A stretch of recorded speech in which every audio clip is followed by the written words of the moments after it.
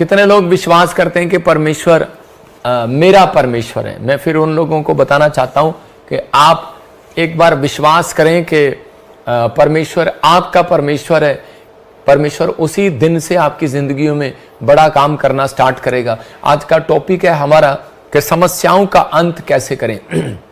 बहुत सारे लोग दुनिया में दुखी हैं, परेशान हैं। वो अपनी लाइफ में, आप में से भी कोई बैठा हो और इसी समय बार बार कह रहा हो कि मैं हर साल फ्लॉप हो जाता हूं, हर साल बिजनेस में फेल हो जाता हूं। मैं उन सबको बताना चाहता हूं कि आप फेल नहीं हैं, आप फेलियर नहीं हैं। आप आज के बाद फेल नहीं होंगे, किसी भी काम में फेल नहीं होंगे। प्रार्थना करने में, दुआ करने में, बंदगी करने में, हर चीज में आप नंबर 1 होंगे यीशु मसीह के नाम में। लेकिन आपको विश्वास करना है, पवित्र आत्मा आज रात आपकी जिंदगियों में कुछ करना चाहता है। लेकिन 4 तरह के पॉइंट मैं दिखा रहा हूं आपको कि समस्याओं का अंत कैसे करें।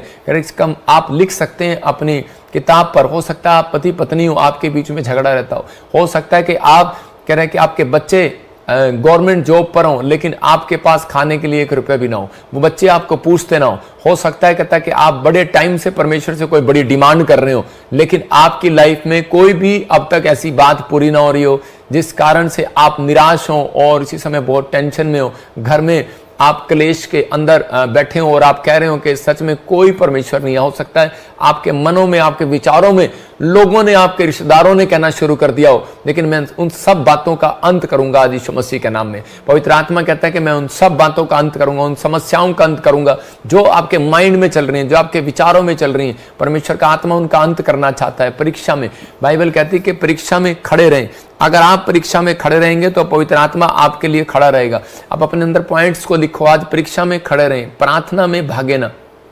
कहता है कि अगर आपके जीवन में परीक्षाएं आ रही हैं बार बार, वो परीक्षाएं आपकी जीत के लिए, आपकी हानि के लिए नहीं, आपके लाभ के लिए। परीक्षा में खड़े रहें। कह रहा बस क्या करें, प्रार्थना से भागे नहीं। मतलब जब आपका मन करेगा परीक्षा में कि मैं प्रार्थना ना करूं, और शैतान यही चाहता है कि आप प्रार्थना ना कर पाएं, और घर में इकट्ठे होकर प्रेयर करें। जितना ज्यादा आप परीक्षा आती है उसको खत्म करने के लिए आपको एक चैन प्रेयर करनी पड़ेगी।